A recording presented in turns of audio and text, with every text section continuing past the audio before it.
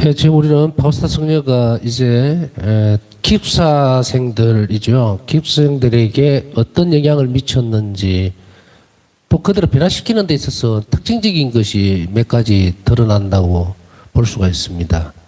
그것은 뭐냐면은 사람들이 왜 이렇게 봤을 때는 바우스타 성녀가 행동하는 것이 약간 낯설을 수도 있다는 생각이 들어요. 왜냐하면은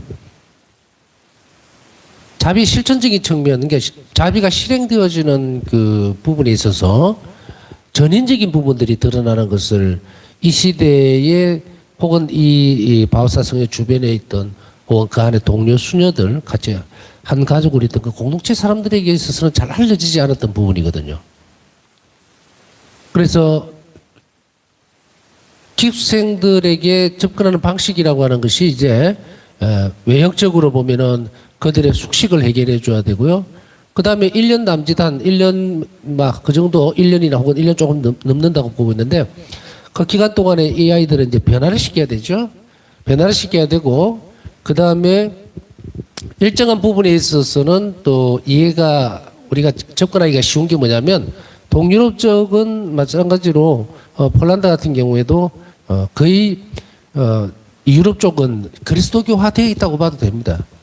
그런 상황이기 때문에 비록 이들이 도덕적으로 타락을 해가 있다, 뭐 도덕적으로 문제가 많은 아이들이라 하더라도 한 측면에서 보면 그리스도교 신자들인 거예요.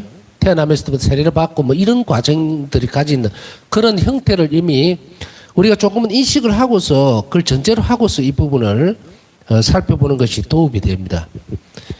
그래서 신앙적인 부분들이 있기 때문에 이제 그 앞에서 우리가 살펴봤듯이 바우스타 성녀가 이제 그 기숙생들 중에서 누가 영성체를 안 하는지 유심히 살펴보고 있고 그리고 가서 왜 영성체를 안 하는지 그리고 막 윽박지르듯이 너 왜 안 해 이런 것이 아니고 예수님께서 얼마나 너를 사랑하시는지에 대해서 잘 설명해 주고 했을 때 굉장히 감동을 많이 받고 이제 쇄신되는 모습을 볼 수 있는데 보면은 그 사람의 탤런트나 특징일 수는 없어요. 사람을 변화시킨다는 것은 감동은 줄 수 있어요. 사실은 뭐 저도 뭐 사람 만나가지고 뭐 감정이입이 돼가지고 뭐 그런 처지에 대해서라든지 뭐 상황에 대해서 충분히 납득하고 또 일정한 도움을 줌으로 인해서 이 호감도겠죠. 그걸 이끌어낼 수는 있지만 그러나 정석대로 딱 봤을 때 바우스타 성녀의 모습은 하느님이 활동하고 있는 모습들이라는 것이 확실한데도 불구하고 많은 그 주변에 있는 동료들은 하나님 자비에 대해서 몰랐다는 거예요. 쉽게 이야기하면. 그래서 교회에 전해져 오고 있는 다시 이야기하면 교회에서 얘기하고 가르치고 또 어떻게 보면 습득할 수 있는 그런 부분들 영역을 보면 이 수녀회가 자비의 성모 수녀회이기는 하지만 이 자비에 대한 부분들이 전통적 방식에 의한 그러한 부분들의 자비의 영역에서만 움직였단 말이에요. 그러니까 바우스타 성녀에게 있어서 주어지는 그 새로운 자비의 모습들, 자비의 태도라든지 정신이라든지 이런 모습들은 생소한 거예요, 사실은. 이미 자비, 하느님은 자비십니다라고 하는 것, 하느님 속성이 가장 큰 속성이 자비라는 것에 대해서는 널리 알려져 있죠, 교회 안에. 구약시대 때부터 쭉 보면 쭉 다 나오잖아요. 아브라함을 돌보아 주시는 것부터 시작해서 모든 거 이게 그걸 알고는 있는데 구체적으로 그리고 더 광범위하게 우리가 쉽게 납득하고 실행할 수 있는 부분들에 대해서는 교회에 알려지지를 않았던 거죠. 그래서 신비인 거예요. 그것을 이제 바우스타 성녀를 통해서 예수님께서 우리에게 가르치고 계시는 거거든. 그러니까 그 방법이라든지 그 길에 대해서 가르치고 있는데 바우스타 성녀는 이미 그 부분들을 예수님 가르침에 따라서 하고 있으니까 외관상 봤을 때 수녀들은 그저 저 수녀가 참 특이하다, 독특하다 혹은 우리가 볼 때는 그렇게 표현을 할 수도 있죠. 저 사람 참 카리스마가 있어. 모르니까 그냥 그렇게 뭉뚱그려서 설명을 하잖아요. 저 사람은 저런 특성이 있어. 저런 장점이 있어. 그래서 저 사람이 말하면 사람들이 참 솔깃하게 잘 듣고 또 신앙에 대해서 또 관심을 가지고 그래 라고 하죠. 천만에요. 그 사람 재주가 아니에요. 일정 부분에 있어서는 그 사람이 가지고 있는 인격출에서의 자신의 모습의 능력일 수는 있습니다. 일정한 부분, 아주 작은 부분에 있어서는. 그러나 보이지 않는 영역은 성령의 활동이죠. 그러면서도 그 일을 행함으로 인해서 하느님께서 직접 역사하신다고. 이걸 뭐라고 얘기를 항상 제가 말씀을 드렸냐면 존재시킨다 그랬죠. 그러면 그 사람은 그걸 알고 있는 사람인 거예요. 그래서 자기의 것을 그 사람에게 전달하는 것이 아니라 자신을 통해서 하나님께서 활동하시도록 자리를 내주고 그런 정신, 마음, 내적인 태도가 되어 있는 사람이 그 일을 하기 때문에 그렇게 보이는데 일반적으로는 그 내용을 모르면 저 사람 재주 참 좋아. 아주 뭐 좋은 선물이 받아서 은총이 막 은총의 선물을 많이 받은 사람이야. 카리스마가 뛰어나. 뭐 이렇게 얘기하죠. 천만에요. 그 사람은 그 길을 조금 알고 있는 거예요.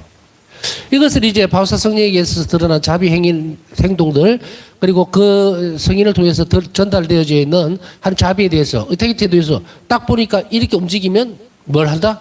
그 태도를 통해서 하나님이 역사하신다. 그러니까 놀라운 변화들이 일어나는 거예요. 지금 우리가 어떤 때는 어떤 영혼들을 많이 만나죠. 사람들을 만났을 때 보면 뭐 신앙생활도 엉망이고 삶의 의미도 없고 의욕도 없고 또 근본적으로 답답하니까 뭐 왜 사느냐 물으면 모르겠다 그러고 이런 상태. 그랬을 때 우리는 어떻습니까? 항상 느끼는 것이 벽에 부딪혀 있는 느낌이 들죠. 벽에 부딪혀 있는 느낌. 사실은 우리가 옆에 있는 사람, 뭐 가족이든 친척이든 형제 자매든 간에 혹은 아주 가까운 이웃이든 간에 우리가 막 이렇게 열을 다해서 그 사람들 신앙생활이라든지 내적인 생활에 대해서 간섭을 하고 그래 살면 안 되고 하나님을 믿어야 된다라고 했던 그 부분들에서 다는 아니라 하더라도요. 그게 순수성의 문제에 있어서는 문제가 있을 수 있습니다. 그러나 그 순수성의 문제를 빼고라도 적어도 몇 프로 정도는 하느님을 알고 천국은 내 혼자 가는 곳이 아니구나. 함께 갔으면 좋겠다라고 하는 것을 알고 있는 사람이 움직이는 거예요. 그냥 이론적으로만 어떻게 보면 율법학자들이나 바리사이파처럼 자기도 모르면서 막 등 떠밀듯이 너 그러면 안 돼. 뭐 이렇게 간섭하는 그런 사람을 이야기하는 거 아니고요. 헛똑똑이들이지. 본인도 못 살면서 이론적인 거는 어디서 막 주워 들어가지고 너 그러면 안 돼. 너 이렇게 하면 신앙생활 안 돼 하면서 본인 삶은 엉망진창인 사람, 그런 사람을 지금 얘기하는 게 아니에요. 아니고 정말 예수님을 내적으로 사랑하고 영혼으로 사랑하면서 이것이 정말 이 아름다운 것이 이 좋은 것이 이 영원한 생명이 나에게만 주어진 것이 아니구나라고 하는 사람들, 그 사람들의 얘기를 하는 거예요. 그 사람들에게는 다른 사람들에게 이렇게 권유와 전달이 되어지죠. 이 바울사 성령에게서는 이제 이런 영역들이 훨씬 더 커져 있으니까 기숙생들이 자꾸 변한단 말이에요. 그러면서도 진짜 순전하다라고 이 말을 어제 했지만 이 진짜 순전하다는 말이 무슨 말이야? 그 앞전에 강의에서 말했을 때 감명을 줄 수 있다는 이야기예요. 다시 이야기하면 거꾸로 얘기하면 이 수녀님 안에서는 예수님을 봤다 이 말이에요. 하느님을 느낄 수 있다라고 해서 이제 이 기숙생이 정말 바울사 성령은 수녀님은 진짜 수녀입니다 이렇게 이야기하는 거예요. 그러나 아까 이제 이런 설명들을 해드리는 이유가 뭐냐면 바울사 성령의 활동 반경이 전혀 사람들에게 드러나지 않지만 놀라운 일들이 일어나고 있는 것은 바로 뭐다? 하느님을 존재시키기 때문에. 그래서 그 영혼이 변화가 되는데 이것이 우리가 실행해야 되는 자비이거든요. 그런데 이 부분들을 그 당시에는 몰랐다는 이야기예요. 그래서 앞에 설명했듯이 어쩌면 조금 좁은 의미에서의 자비, 교회에 전달이 되어 있던 그 부분들을 이제 안에서 보니까 안 보이죠. 그게 당연히. 이제 나중에 사후에 바울사 성령가 이제 돌아가시고 난 이후에야 일기책의 내용들이 밝혀지고 신학적으로 이제 이게 정립이 되고 하면서 이런 것이었구나. 바울사 성령의 내적인 태도가 바로 여기에 기인하고 있었구나. 하나님의 자비에 근거를 두고 있었구나.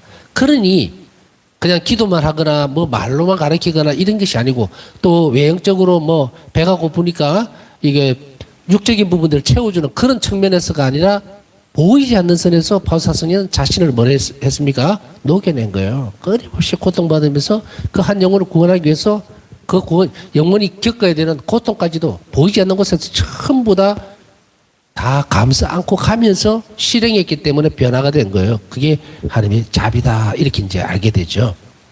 그래서 우리에게 있어서도 이런 내적인 태도들이 되어질 때에 사람들에게 많은 감명을 준다. 그 뭐 표현해도 무방하죠. 많은 변화를 가져올 수 있는데 아까 얘기했듯이 그냥 섣부른 의미에서의 저 사람은 저는 타고나서 달란트야, 카리스마야. 그런 가벼운 것을 얘기하는 것이 아닙니다. 참된 카리스마와 그리고 정말 뛰어난 역량이라 해야 될 거예요. 성령의 활동, 그것은 바로 그 사람에게서 드러나는 것이 아니고 그 사람을 통해서 하나님이 존재되어질 때, 그때 우리는 그 이야기를 쓰는 거예요. 아, 정말 하나님께서 저 사람과 함께 하는구나. 우리 사도들에게서 잘 드러나죠? 사도들의 활동, 그걸 통해서 사람들은 뭐라고 얘기합니까? 아, 하나님이 저 사람과 같이 있구나. 근데 우리는 그렇게 보는 게 아니라 저 사람 참 특이하다. 정말 좋은 장점을 지녔다. 뭐 카리스마가 있다. 뭐 이런 이야기로 얼렁뚱땅 넘어가는 게 밑도 끝도 없이 그것은 아니다. 그 사람 능력으로 드러난 것은 그 카리스마도 아니고 아무것도 아닙니다. 정말 참된 그 능력은 하나님 안에서 성령 안에서의 능력은 뭐냐면 그 사람을 통해서 하나님이 드러날 때예요. 그때 외에는 없습니다. 바우사 승려는 이제 이런 활동들을 통해서 사람들이 볼 때 누구를 보는가? 바우사 승려다라고 딱 본 것이 아니라 아, 저분에게서는 하나님이 함께 하시는구나 하는 것을 이제 알게 되는데 그 내적 비밀이에요. 왜 하나님께서 그 승려하고 저 수녀하고 같이 하는지를 몰랐는데 뒤에 알게 되죠. 끊임없는 의탁의 태도. 그것 때문에 바로 하나님의 자비가 그 수녀를 통해서 전달되어 줄 수 있구나. 흘러나오는 거라는 것을 알게 되죠. 그래서 그 뒤에는 이제 나중에 그 알죠? 지금까지 세월이 쭉 지나면서 모든 수녀님들이 그 자비성 수녀들이 이제 이 바우사 스님가 걸어갔던 그 태도를 그대로 견지한다는 이야기예요. 다시 돌아가서 이제 소녀들과 함께 일하면서 바우사 수녀는 소녀들에게 훌륭한 모범을 보였을 뿐만 아니라 외적인 태도에서의 모범도 반드시 필요합니다.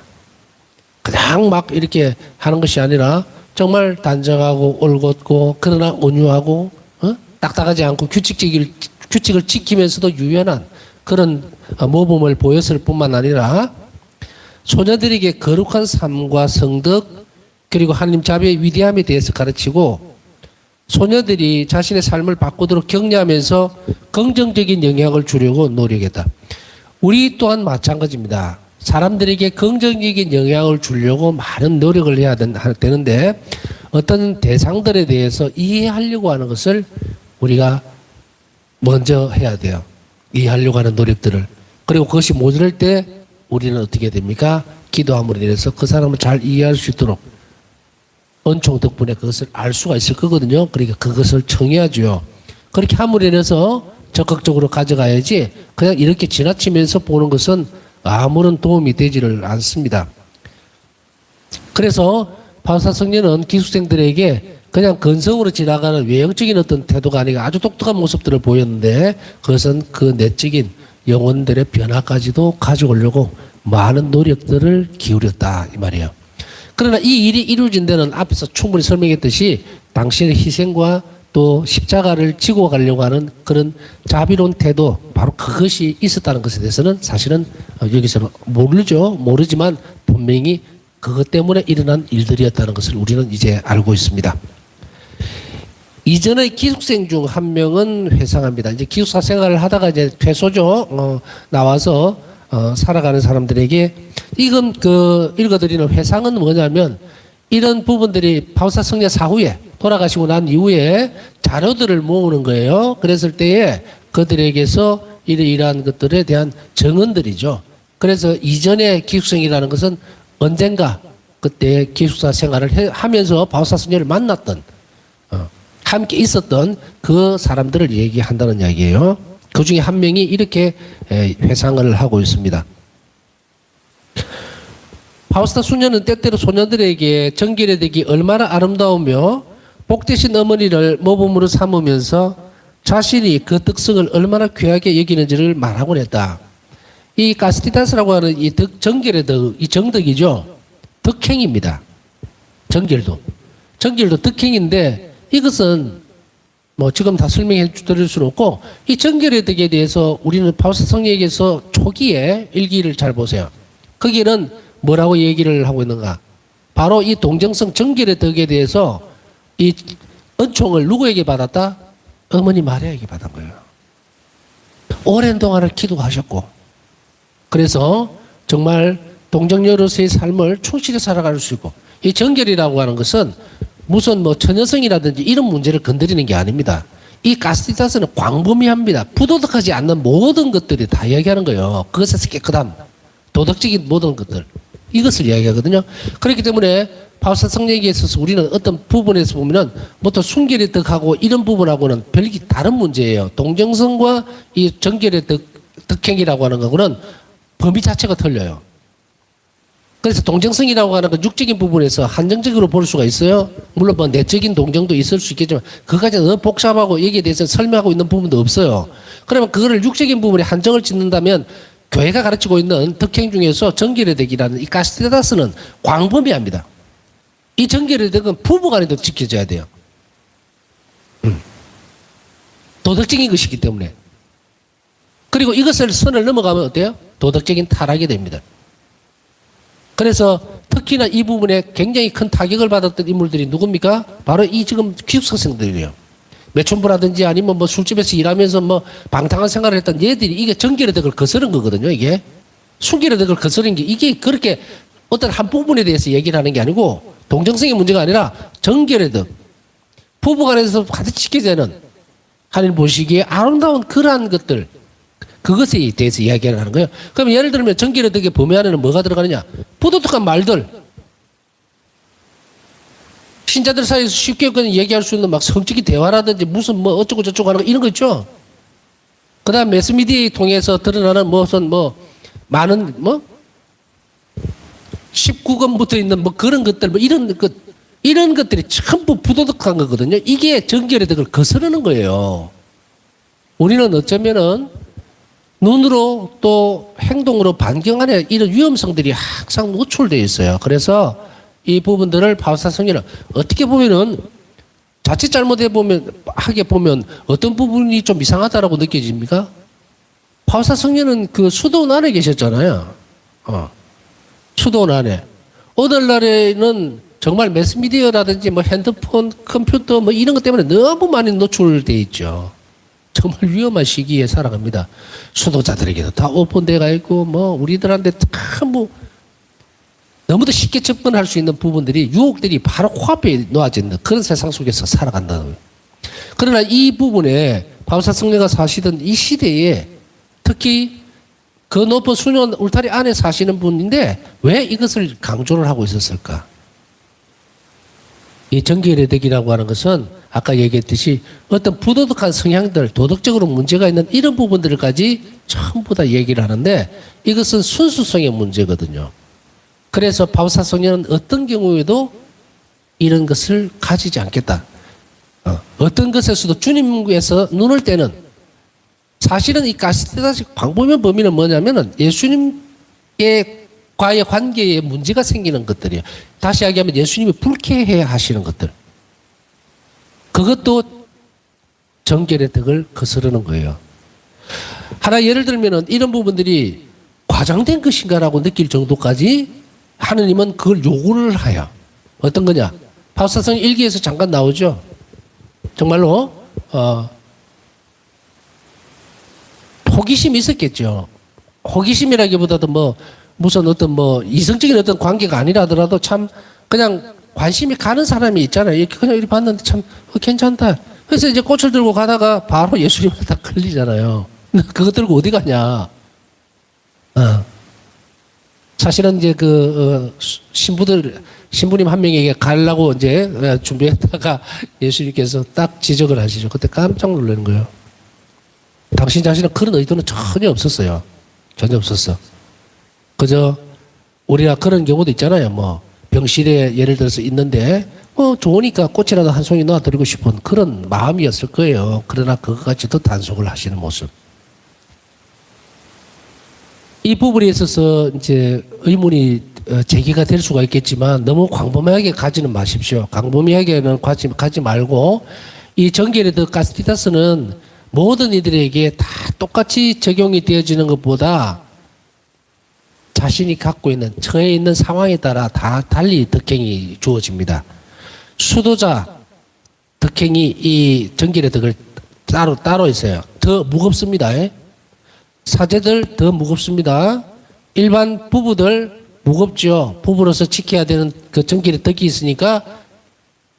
그 다음에 혼인하지 않은 남녀 있어요. 책임이 있죠. 그런데 사회적으로 또 교회적으로 어떤 직책에 놓여 있느냐에 따라서 이 정결이 요구되는 그 특성, 이 요구되는 것은 훨씬 더 큽니다. 약간씩 차이는 있어도 누가 그것을 더 잘 성장시켜 나가야 되느냐, 특징을 닦아야 되느냐에 따라서 전혀 달라요. 쉽게 얘기하면 어떤 일반적으로 있는 어떤 독신자, 남자든 여자든 아가씨든 있죠. 그와 수도 생활하는 수도자에게 주어지는 덕행, 정결의 덕 하나님 요구하시는 거 달라요. 아주 무겁습니다. 아주 무거워요. 수도자에게 요구되는 거는. 바로 그 부분으로 이렇게 알아들으시면 된다는 얘기예요. 이게 좀 중요한 부분이라서 언제 이런 부분들은 사실 건드릴 기회가 없어요. 없지만은 적어도 오늘 우리가 이 성시간 하면서 정말 위태로운 시대, 정말 어지러운 시대입니다. 솔직히 이야기하면 우리가 정결을 언제든지 거스를 수 있고 뭐 이렇게 마음 먹고 돼서 그런 게 아니고 지나가는 세상이 그런 거예요.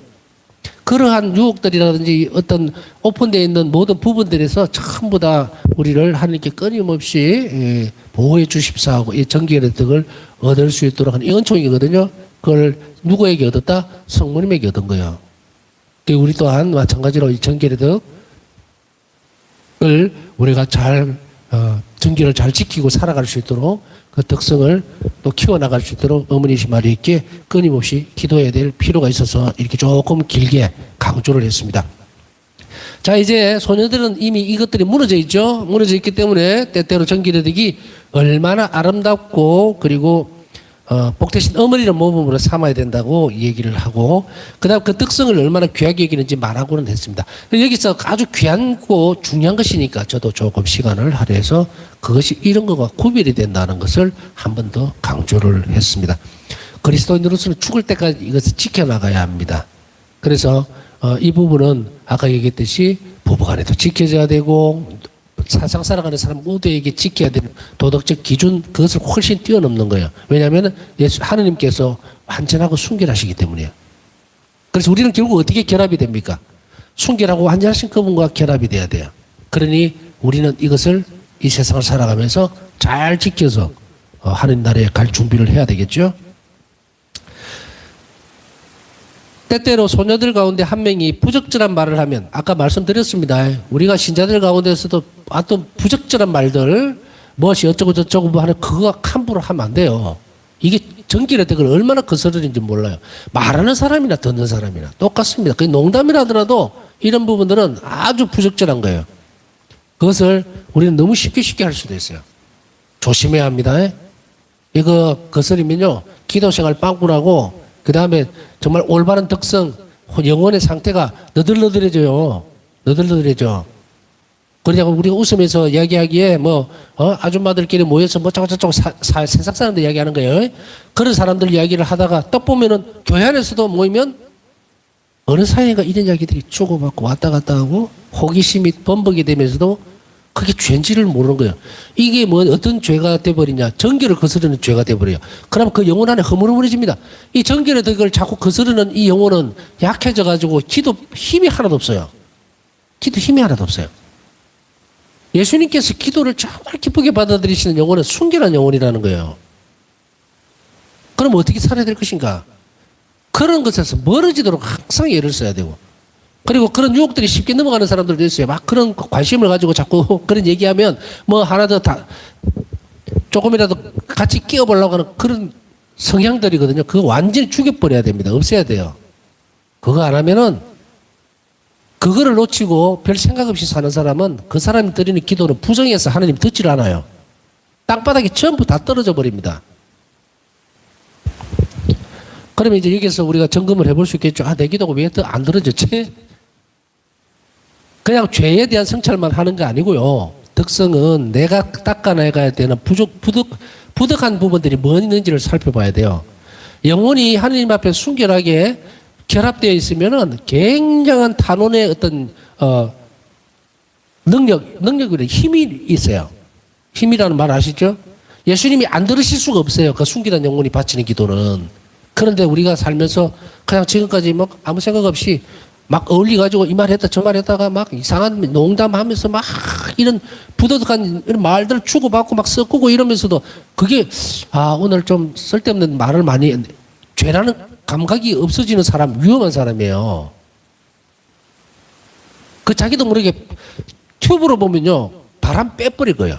이런 말들이 이런 것이 단순하게 누구 험담을 했다 뒷담화를 했다 그게 아니에요. 이런 그 정기를 거스리는 이런 말들이나 또 호기심 관심 가지는 요거는 우리 영혼의 치명타입니다. 치명타예요. 그 이제 점검을 하시면 돼요.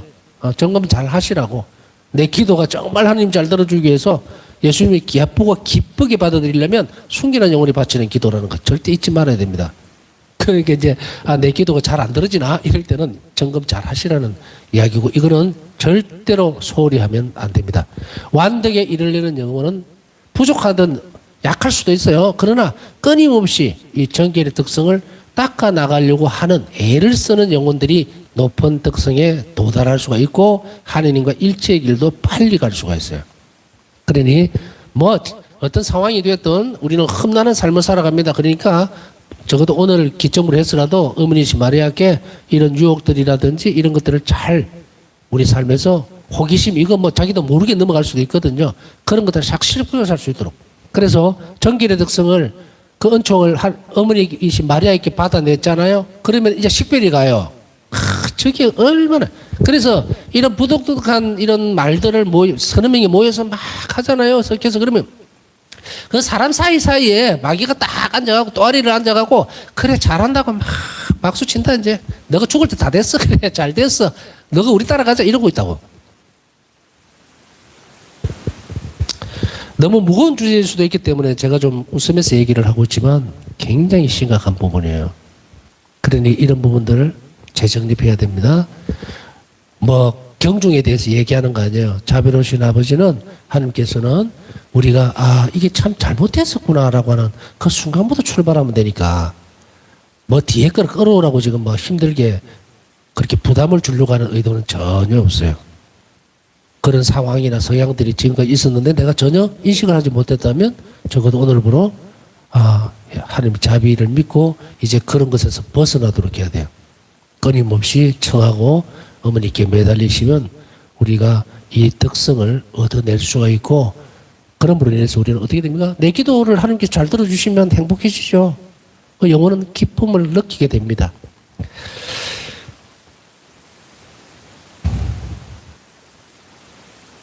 때때로 소녀들 가운데 한 명이 부적절한 말을 하며 수녀님은 늘 부드럽게 훈계하면서 너는 정결의 특성이 얼마나 중요한지를 깨닫지 못하는구나 라고 하거나 너는 백합을 들고 예수님을 따르는 것이 아니라 더러운 코를 가지고 따르겠구나라며 농담을 하고 그랬다. 참 섬찟한 말이죠. 그죠? 저는 굉장히 이제 부드럽게 말씀을 드린 거예요. 예? 더러운 코를 가지고 악취를 풍기면서 간다 이 말이죠. 그러면서 예수님을 따라가는 것이 아니다. 꽃을 들고 백합, 백합이 향기 굉장히 강하잖아요. 그걸 갖고 가는 게 아니라 아주 추하고 더러운 그런 모습을 하고서 따라가는구나 하고 농담으로 이야기를 하기는 했지만 이것을 얼마나 엄격하게 지금 얘기를 하고 있는지 모릅니다. 엄격하지만 말씀하시는 내용, 그 외형은 부드럽게 말씀을 하시다는 얘기예요. 수녀님은 자주 우리에게 예수하기 대리사 성녀나 스트레슬라우 코스타카에 대해서 말하며 이들을 본받으라고 격려하고 그랬다. 주님은 모든 사람을 감사 안으시고 그 죄를 용서하시는 하나님 자비에 대해 우리에게 자주 얘기했다. 우린 때때로 하나님 자비를 잘 알지 못하기 때문에 이것이 잘 드러나지 않습니다. 우리가 하나님의 자비를 잘 묵상하고 하나님 신심을 깊이 하면요. 죄가 확 드러나요. 전혀 생각하지 못했던 것이 왜 그렇습니까? 놀랍게도 하나님 자비가 우리 영혼 안으로 들어오면 맑아져 버리거든요. 맑아져 버리니까 거기 있던 것들이 전부 다가 드러나 버린단 말이죠. 그래서 의탁이 학교 가르칠 때 뭐라 그랬습니까? 우리가 통해는 반드시 따라오는 거라고. 의탁하는 쪽으로 가는 적에서. 믿음 요구되지만 그 특성 다음에 뭐가 요구되면 통해, 회개 이 부분이 드러나야 돼요. 그래서 바로 자비의 신심은 이 자비 태도 또 혹은 자비가 하나님 자비가 우리 안으로 들어와 버리면 영혼이 맑아지면서 이것이 확 올라와 버린다고. 그러니 우리가 이 시간을 얼마나 귀하게 써야 되는지 모르죠. 방법이 없어요. 영혼을 깨끗하게 하는 방법은 지금 가르치고 지금 우리가 익히고 실천하는 이 길 외에는 어디서 어떻게 가르칠 겁니까? 지금 하나하나 조목조목 해주죠. 이것이 결국은 영혼을 성화시키고 순화시키고 예수님의 사실 수 있는 보금자리를 만들어 나가는 거대한 작업을 하고 있다는 것을 깊이 있게 생각해야 됩니다. 하느님이 용서하지 못할 큰 죄는 이 세상에 아무것도 없다고 강조했다. 그러나 수녀님은 하느님의 자비에 바치는 특별한 기도 양식을 우리에게 주지는 않았다. 그러니까 이 소녀들에게 이런 이야기까지 해주면서도 참 우리는 행복한 사람이에요. 말할 수 있는 저도 행복하지만 듣는 여러분들도 얼마나 행복한 사람인지 모른다고 제가 계속 강조를 하는 이유가 뭐냐면 이 끝부분에서 지금 나오죠. 이 아이들에게 그만큼 많은 하나님 자비에 대해서 얘기를 하면서도 특별한 기도 양식을 주지는 않았다. 지금 우리는 네 가지의 자비신심의 네 가지 형태들을 우리를 다 받아 있는 거예요. 정말 이 아이들에게 자비 기도도 가르쳐주지를 못했죠. 왜냐하면 인가 받아야 되고 뭐 해야 되고 하는 그런 시간들이 있는데 이거 뭐 예수 이 바우사스님 돌아가시고 난 뒤에 기도문 인간하고 뭐 정식으로 퍼지고 이랬지. 근데 우리는 어떻습니까? 이 아이들은 받지도 못했던 걸 우리는 아무 생각 없이 뭐 아무 생각 없이라기보다는 굉장히 편하게 지금 받고 기도할 수 있죠. 여기에서 하느님의 자비를 얻을 수 있는 특별한 그러한 기도 양식을 주지는 않았다라는 이 말을 하고 있죠. 왜냐하면 이것에 대해서 회상을 했을 때 이 수녀들 지금 이 기숙생이 회상하는 거잖아요. 과거에 그 수녀님과 사실 살았을 때 그러면 수녀님이 돌아가시고 있고 그 이후에 자비 기도가 이제 나왔을 거예요. 그래서 이 기도에 대한 특별한 양식이 있었다는 걸 안단 말이죠. 바울사 성자가 이미 그 기도를 바치고 있었고 알고 있으면서도 우리에게는 주지 않았다. 그건 왜냐하면 교회가 인가를 안 해줬거든 아직. 근데 그 이야기를 하는 거예요. 그러면서 결국은 여기에서 하나의 증언으로 드러난 부분이지만 깔려있는 내용들은 그거예요. 그때는 가르쳐주지 않았지만 지금은 이렇게 이 기도문이 얼마나 크고 중요한 건지 이제 우리도 알게 되었다. 이 말을 이제 깔고 싶은 거예요. 요 밑에. 자, 오늘 우리는 언제 다시금 이 정결의 특성에 대해서 얘기를 나눌 시간이 있는지 그건 모릅니다. 그러나 정결은 이 카시타스 자체는 우리 영혼의 심장, 영혼 안에서의 심장이라고도 볼 수 있어요. 순결하지 못한 영혼 안에는 절대로 하느님이 사실 수가 없어요. 순결성 그 자체는 바로 죄가 없음이에요. 그러니까 이것도 큰 특성이거든요. 아주 중요한 핵심적인 특성이에요. 그러니 우리가 우리 영혼이 힘이 없고 나약하고 기도할 때에 제대로 지치고 하느님 있나 없나 혹은 신앙적인 어떤 부분으로 힘을 얻지 못할 때는 반드시 뭐를 점검해야 되느냐 바로 이 부분이 굉장히 약화가 되어야 되는 거예요. 자기도 모르게. 세속적으로 돼버렸다는 거예요. 이것을 회복하는 것, 그 노력을 하고 기도의 중심을 바로 정결의 덕을 얻는 부분에 많은 시간을 할애해서 우리 자신들을 다시금 회복시켜야 됩니다. 남은 시간 묵상하면서 많이 옆으로 돌아왔을 수도 있지만 우리는 우리 자신의 죄보다 하나님 자비가 더 크다는 것에 대해서 감사드리고 그래 함으로 인해서 우리가 다시금 살아갈 수 있는 힘을 또 얻을 수 있다는 것을 또 감사드리고 그리고 이 시간에 특별히 어머니이신 마리아께 정결의 덕을 청하는 시간을 가지도록 하겠습니다.